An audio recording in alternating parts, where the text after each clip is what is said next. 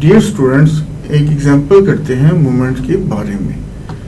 100 pound vertical force is applied to the end of a lever which is attached to a shaft at O.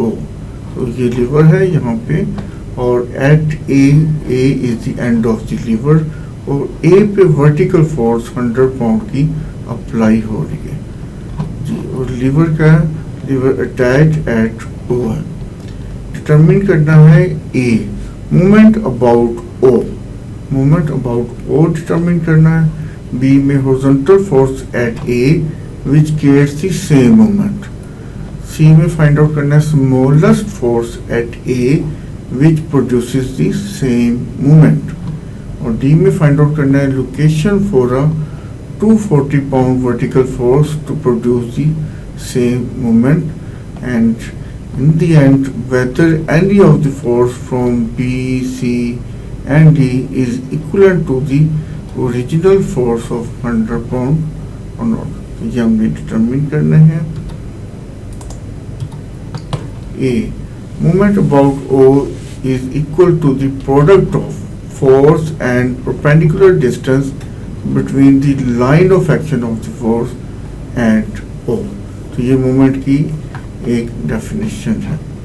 Since the force tends to rotate the lever clockwise, the moment vector is into the plane of the paper. तो moment vector into the plane of paper होगा. और moment की क्या definition है? Moment equal है F into D. और भी moment about O.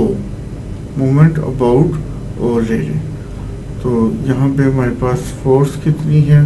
वो है 100 पाउंड और ये D डिस्टेंस है line of action of force का और इसका परपेंडिकुलर डिस्टेंस फ्रॉम O.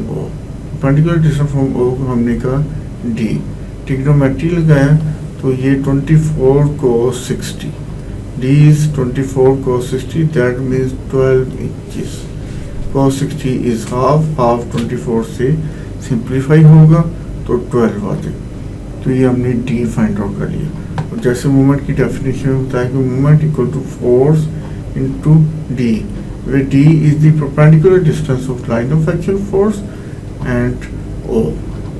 तो मोमेंट आ जाएगा 100 पाउंड इंटू 12 क्योंकि D हमने फाइंड आउट किया 12. तो 100 pound into 12 is 1200 pound inches. जैसे वो न्यूटन मीटर होता है तो यहाँ पे पाउंड इंचेस हमने यूज़ किए हैं ताकि आपको पता चले कि पाउंड इंचेस भी एक यूनिट है. तो moment about O is 1200 pound inches. Next B. Horizontal force at A find out करनी है जो कि सेम मोमेंट प्रोड्यूस करती है. तो अगेन हम देखते हैं कि ये लाइन ऑफ एक्शन फोर्स है, ये O है, तो इसका ये डिस्टेंस D फाइंड आउट करनी है. तो D इज ये D इधर इस तरह ये भी D होगा तो ये D आ जाएगा 24 sin 60. ये अगर हॉरिजॉन्टल कंपोनेंट होता तो ये 24 cos 60 जैसे कि प्रीवियस पार्ट में हमने किया. तो यहाँ पे D बन जाएगा 24 sin 60. sin 60 की वैल्यू 0.866, उसको 24 से मल्टीप्लाई किया तो 20.8 इंचेस आ गई D की वैल्यू. तो मोमेंट देखते हैं. Moment equal to force into displacement. और चूंकि हमें बताया गया कि सेम मोमेंट है, फोर्स फाइंड आउट करनी है, तो मोमेंट की वैल्यू जो हमने फाइंड आउट की थी मोमेंट वो यहाँ पे प्लग किया. D जो भी फाइंड आउट किया है वो प्लग करेंगे. और हॉरिजॉन्टल फोर्स जिसको F डिक्लेयर किया, F का नाम दिया है, वो हम फाइंड आउट करेंगे. 20.8 को उधर ले जाएंगे तो ये बन जाएगा F equal to 1200 pound inches और 20.8 इसको डिवाइड करेंगे तो F की वैल्यू 57.7 पाउंड आ गई. तो यानी कि ये हॉरिजॉन्टल फोर्स है जो कि A पे अगर अप्लाई करें तो सेम मोमेंट प्रोड्यूस करती है. स्मॉलेस्ट फोर्स एट A पे ऐसी स्मॉलेस्ट फोर्स लगाएं जो कि सेम मोमेंट प्रोड्यूस करती है. तो स्मॉलेस्ट फोर्स तब भी होती है अगर सेम मोमेंट हो, अगर वो राइट एंगल पे हो. तो ये F force line of action और ये सारे राइट एंगल पे. तो अगेन वही मोमेंट की एग्जांपल और मोमेंट के डेफिनेशन को देखते हैं. Moment equal to force into displacement, चूँकि मोमेंट सेम है तो वो 1200 पाउंड इंचेस, और एफ यहाँ पे हमने फाइंड आउट करना है जो कि मिनिमम फोर्स होगी। तो D24, क्योंकि ऑलरेडी ये राइट एंगल पे है तो ये डिस्टेंस ही परपेंडिकुलर डिस्टेंस होगा between line of action of force and O. तो 24 इंचेस यूज़ करेंगे, 1200 ओवर 24 इधर आके डिवाइड हो गया। तो इसको सिंप्लीफाई किया तो एफ की वैल्यू 50 पाउंड आ गई। नेक्स्ट पार्ट में हमने डिटरमिन करना है point of application of 240 pound.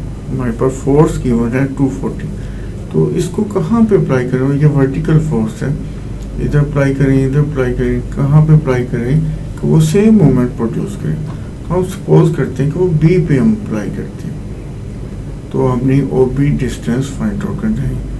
तो moment equal to force into displacement moment, वही जो हमने फाइंड आउट किया हुआ है।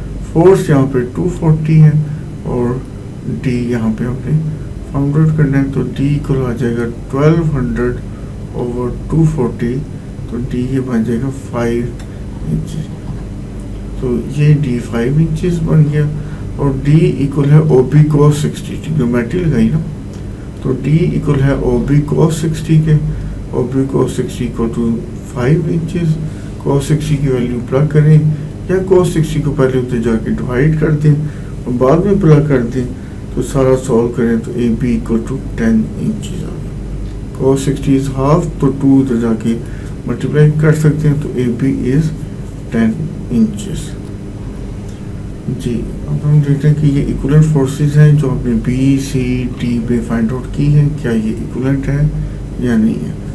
जी, तो although each of the forces in part B, C, D produces same moment, सबके सेम मोमेंट है, यानी कि as 100 pound force, none are of same magnitude। ठीक है, किसी की मैग्नीट्यूड कुछ है, किसी की कुछ डिफरेंट मैग्नीट्यूड है और डिफरेंट उसकी डायरेक्शंस हैं, जैसे कि ये फोर्स इधर लग रही है, ये फोर्स इधर लग रही है, ये फोर्स इधर लग रही है, तो इन सब की डायरेक्शन भी डिफरेंट है, इनके मैग्नीट्यूड भी डिफरेंट है, उनकी डायरेक्शन भी डिफरेंट है, मैग्नीट्यूड भी डिफरेंट है। That means none of the force is equivalent to 100 pound force. जी, थैंक यू।